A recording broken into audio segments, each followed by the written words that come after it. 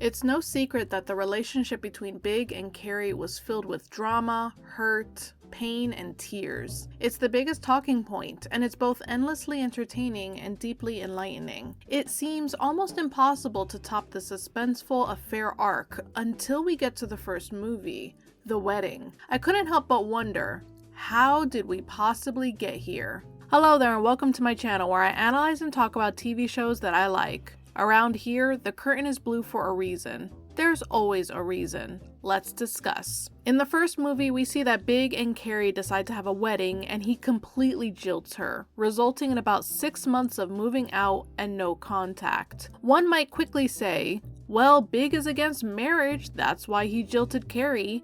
But let's be serious, would someone that scared of marriage get married 3 separate times? It's like he's Ross from Friends. No, there's more to it. Unfortunately, we can't look at Barbara and Big's marriage life too hard since we barely know anything about it except that he cheated on her and they divorced, but they're still somehow friends. But we can grab some pieces of information from their marriage and look at the way Big has acted towards Natasha and Carrie concerning weddings and marriage and compare. We learn in season 1 episode 9 that Big never wanted to get married again after Barbara. Why do people get married if they're not in love? I don't know. Companionship? Guilt? Political asylum? Why did you get married? I was a fool in love. That is so sweet. And then I was a fool in divorce court. Now you're just a fool. Exactly, which is why I'm never getting married again. Big and Barbara aren't just acquaintances that say hi to each other on the street. They do talk, which is why Big knew that Carrie took Barbara out to lunch before she even told him. So, Big felt like a fool in divorce court. I'm sure Barbara did get a settlement of some kind, but it obviously didn't ruin Big or anything like that. So what made him feel like a fool? Was it having to sit his seemingly old-fashioned mom down and tell her, hey, me and Barbara are getting a divorce, something that is pretty frowned upon in old money circles? Or did his old money circles find out he cheated on her and he felt like a fool in front of everyone? Or maybe when he and Barbara announced they were engaged and got married, it was all way too fast. Now, I'm not saying short relationships can't last forever. There's always the stories of people dating for a few weeks and living happily ever after, but it does raise eyebrows left and right. People judge, and it feels humiliating to go running around telling everyone that you're head over heels about someone you just met and then getting divorced so soon afterwards. It feels like everyone is just looking at you and thinking, huh, I told you, you should have listened, what were you thinking? All of that is pure speculation though. I don't think that was the case with Barbara and Big. I think he felt like a fool after all was said and done because cheating and getting divorced just looked bad in his old money circles, but the rest of it is probably true for Natasha. Imagine being Big's mother. His family friends, his colleagues, and everyone saw him and Barbara getting divorced, and then he comes back from Paris with Natasha and they're engaged after only 5 months. By the way, quite a few people have questioned if they were really only engaged for 5 months because how could Carrie possibly know the entire timeline of Big and Natasha's relationship? I do want to point out something though that we see in season 2 episode 18. You string me along for 2 years, then you go and marry some 25-year-old girl after only 5 months? I did not string you along. Fine, that's right, you didn't string me along. You know what? I have to go. I have a headache. It's like when you confront your teenager. You snuck out of the house last night at 3 a.m., ran off to some party, and then broke your bedroom window when you had to climb back through it. I didn't sneak out at 3 a.m., it was 2 a.m. Like when someone corrects the tiny minor error in the accusation, but everything else is true. That's exactly what it sounded like when Carrie was going off on Big. I really do think it was 5 months of dating, then being engaged. So let's go with that timeline. In season 3, episode 3, Natasha and Big are featured in the New York Times wedding section. By the way, I did some research. This section used to only be exclusive for high society people, but after 1992, that changed. A 2018 New York Times article states, anyone can submit an application online from which Leanne Wilcox, the wedding's editor, and her staff choose. All begin as possible announcements. While a few go on to become slightly longer mini vows or fully reported vows features, Miss Wilcox reads them all, keeping an eye out for distinguishing features. an interesting job, a unique meeting story, a surprising coupling. Chosen announcements are also thoroughly fact-checked, a process that sometimes turns up exaggerations or outright falsehoods. This episode aired in 2000, so I really don't think Natasha lied about her and Big's love story or any facts about their wedding, because it would have been fact-checked, especially with how popular Big was in Manhattan as a bachelor. We can see here that most couples have a small picture with a blurb, but Natasha and Big must have been chosen for the much longer feature, with a much larger picture, getting way more attention than anyone else in this section. The couple met in Paris. I was sitting alone at a cafe when the waiter brought over a bottle of their finest Pinot Noir from a very handsome man at the bar, the bride said, her brown eyes sparkling. By the time we'd finished the wine, I knew I wanted to marry him. Marry they did, yesterday in Southampton at the bride's parents' estate. There were only 50 guests. We wanted to keep it intimate, she said. Just family and close friends. I don't hear Big anywhere in this article. Natasha is calling the shots, and he's just along for the ride. The bride carried calla lilies tied with a red ribbon. As she walked down the aisle, a saxophone played When a Man Loves a Woman. Well, that's tacky. No, that's Big. So even though nobody actually saw what Big and Natasha's wedding looked like, even from just the New York Times feature, we can hear a mix of Natasha and Big that even Carrie can see. Now compare this to Big's grievances concerning the wedding with Carrie. No, wedding before contractor, alright? Unless you're planning to invite him, which would make the guest list 201. 200? Jesus, Carrie, it went up again? It's the dress. You said 75 people. How are you doing on your vows? Just a reminder, you'll be saying these in front of a lot of people, so the pressure is really on. Alright, up, I have to finish this. Up, I don't have time for this. You're not taking this seriously. No, I'm not. It is a circus. 200 people? Page 6? This is my third marriage. How do you think that makes me look? So let's go ahead and look at their page 6 announcement. We can see it's a skinny column like these other blurbs rather than a huge announcement, and it's just a picture of Carrie, not a picture of her and Big. Bestseller bliss. The ultimate single gal, Carrie Bradshaw, will be married in Manolos to New York financier John James Preston come fall, proving to single gals everywhere that there can be a happy ending over 40. Our wedding's on page 6. Who would put that in there? So Carrie didn't know that this was going to be on page 6? So who submitted it? Charlotte doesn't fess up. Carrie didn't do it. She was surprised when Charlotte told her. Samantha and Miranda wouldn't have done it without talking to her first. I personally theorize it was somebody from her old column or someone that just reports minor celebrity information. We've seen that page 6 is usually used to feature wedding announcements, not engagement announcements. But I guess the ex-column writer that wrote Sex and the City getting married is newsworthy to a lot of readers. But wouldn't this be in the New York Star then? That's the newspaper that she wrote for. This is in the New York Times. It just doesn't make any sense. Maybe it was someone trying to stir up some drama, but whatever, I digress. She ended up getting a Vogue feature anyways because Enid invited her for the Age issue, The 40-Year-Old Bride. The feature is quite a few pages long, but it's really only about Carrie and her fashion tastes. I was able to zoom in on some parts and grab some coherent sentences. I would say that I was very much a sheep, not a shepherd. I think that when you grow up and you're different, all you want to do is find a way to be the same. And then as a more mature adult with experiences on your side, you realize the beauty of thinking on your own and having your own ideas and opinions. Whether or not people agree with them, like them, object to them, aesthetically understand them, it kind of doesn't matter. I really love Mr. De La Renta, she said. I can't believe I got to wear all those dresses, she says. During the fashion meetings, the team determined that the dress would have to transcend time if possible. We want the dress to last, Carrie says. We wanted it so that people wouldn't look at it and say, oh, that's definitely 2008. So the team went to the studio. Sketches were made, people were pleased. Later in the movie, she says, And Miranda, in that article, I did not say we once. No, the whole article was I think and I want. It was from your point of view. Yeah, exactly. My point of view. Exactly. The whole wedding was my point of view. I let the wedding get bigger than big. I am the reason that he did not get out of the car.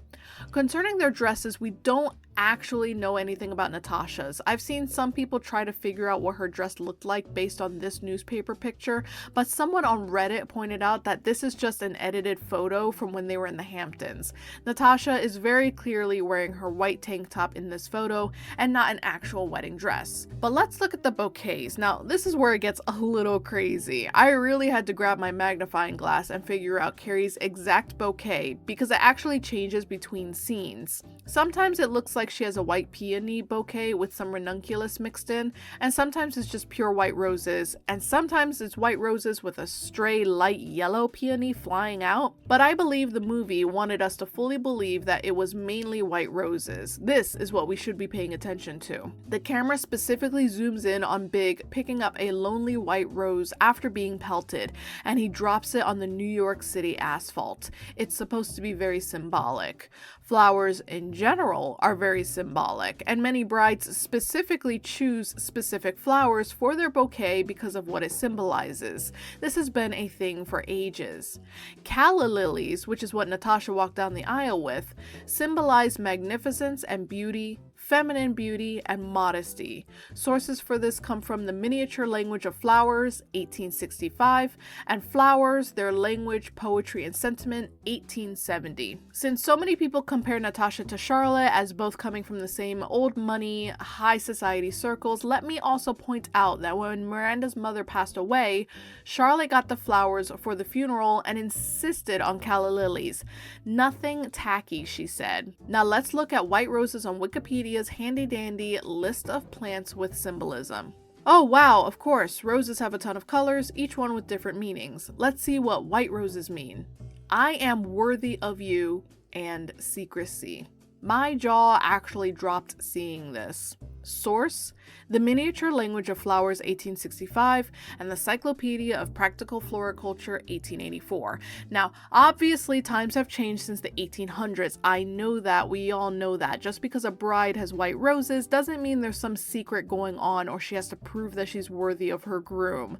But listen, in a TV show where there are specific paid staff that choose every outfit, every hairstyle, every makeup look, every background book, newspaper, pillow, and blanket in every scene, they specifically chose these flowers for a reason. And Carrie specifically chose these flowers for a reason. This is the person that was also researching old classic love letters that chose the New York Public Library that housed these classic love stories as the wedding location. The person that puts symbolism and meaning into just about everything. Have we not seen time and time again how Carrie feels that she's not good enough for Big? How she feels she's not worthy? Let's go back to that page 6 announcement episode. He wasn't the right man for you. I know that. I know it's not him. It's the whole wedding and it's her. Her. She's just... shiny hair, style section, Vera Wang, and I'm the sex column they run next to ads for penile implants. And the secrecy part, we all know about the affair. So we have 2 weddings, both have a page 6 feature. Only one is an official feature. The other one feels like a gossip column, and then it's a Vogue feature, which is like 6 pages and a photo shoot. One has 50 guests, one has 200. It was going to be 75 guests, but after getting a designer dress, Carrie started inviting more and more people. One is in Southampton at Natasha's parents' estate, so very private. The other is at the New York Public Library, very public. One has calla lilies, which feels more high society. One has white roses, which feels more symbolic of the true nature of the situation. And this is what Big saw. No, I don't think Big was reading up on flower symbology the night before the wedding. Let's be serious. And no, he is not absolved of any faults in this entire situation. If he really had a problem with what the wedding had become, he should have said something like a grown 50-something-year-old man. Yes, Carrie is 41 in this movie, and Big is about 9 to 10 years older than her. It's on both of them to communicate with each other.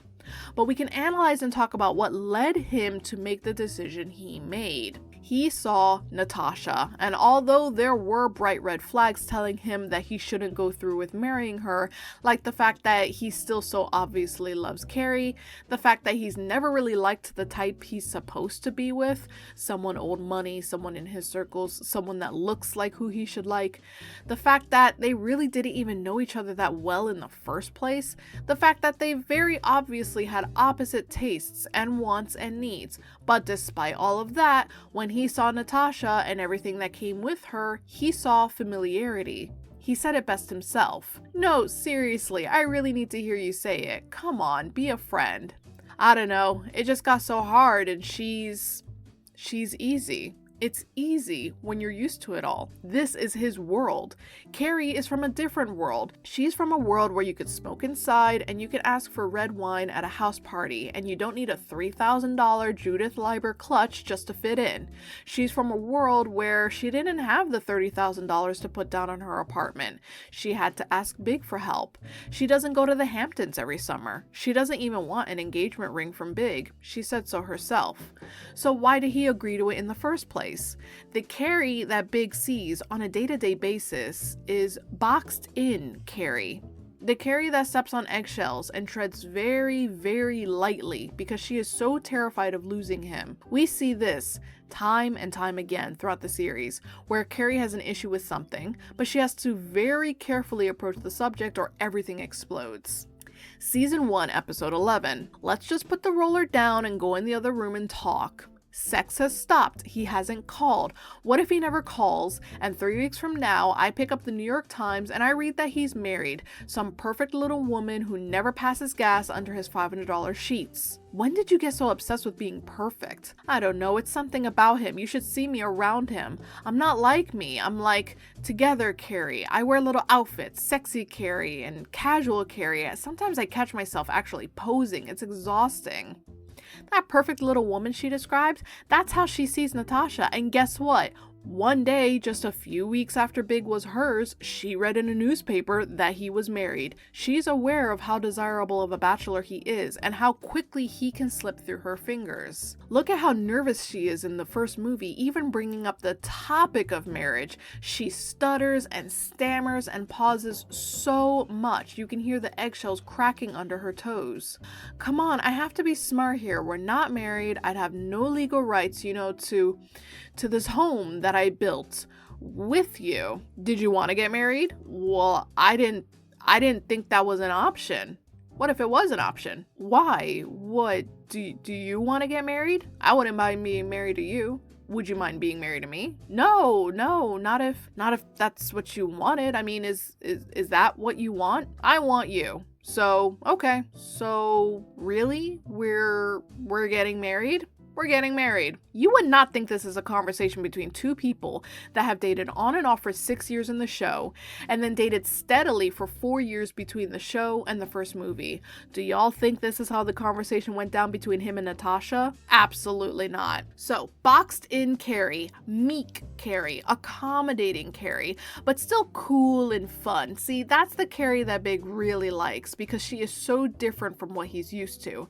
She doesn't want a ring. She doesn't care about getting married. Things are just so cool and off the beaten path and anti-traditional between them. But then he started seeing things that felt familiar. Another wedding. Page 6. He could stomach it a little bit, but then it got into unknown territory. Everything amped up. Not 50 guests, 200. Not a small, intimate gathering in the Hamptons, the middle of New York City. And it's not that he seriously thought Carrie flipped a switch overnight. He has known her for 10 years. He said the key part here. 200 people? Page 6? This is my 3rd marriage. How do you think that makes me look?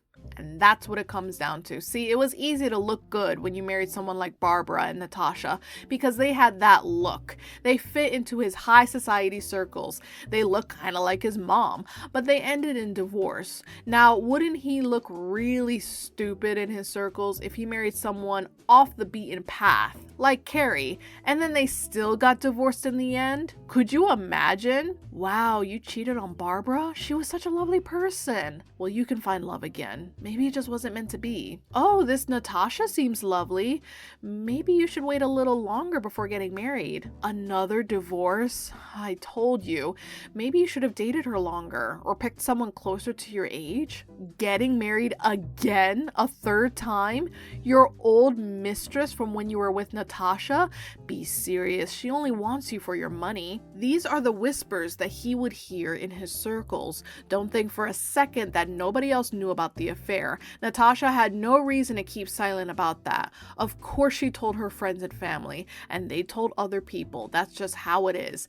And fact of the matter is, they weren't that secretive about it in the first place. Even Charlotte just walked right up to them as they both left a hotel in broad daylight. Other people saw those things and took notes. This all culminates into the big humiliation, straight up jilting Carrie at their wedding.